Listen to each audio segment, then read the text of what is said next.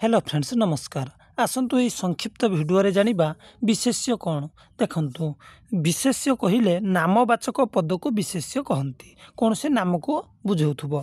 तो नाम ये जो विशेष्य रही है इंग्लिश नाउन कहती एवं यह पांच भाग में विभक्त करा जाइछे। जेमिति कि व्यक्तिवाचक बा संज्ञावाचक विशेष्य, तापर द्वितीय रही जातिवाचक विशेष्य, तृतीय वस्तुवाचक विशेष्य एवं चतुर्थ रही गुणवाचक विशेष्य एवं पंचम रही क्रियावाचक विशेष्य। देखंतु व्यक्तिवाचक बा संज्ञावाचक विशेष्य कौन सी लोकर ना देवाशीष कपिलास कटक कौन सी कपिलास पर्वतर ना कि कौन सी व्यक्ति विशेष हो पारे कौन सी स्थान हो पारे तार ना एवं जातिवाचक कौन सी जाति के बुझाउथुबो जेमिति कि पर्वत सहर नदी माने समूह को बुझाउछि। वस्तुवाचक कहले कौन सी वस्तु को मेटाल को बुझाउथुबो एवं गुणवाचक कहले निर्दिष्ट गुण जेमिति सत्य अहिंसा सरलता एवं क्रियावाचक कहले कौन ना लेखा पढ़ा खाइबा हसिबा इत्यादि इत्यादि जेते गुडी क्रिया रहिला।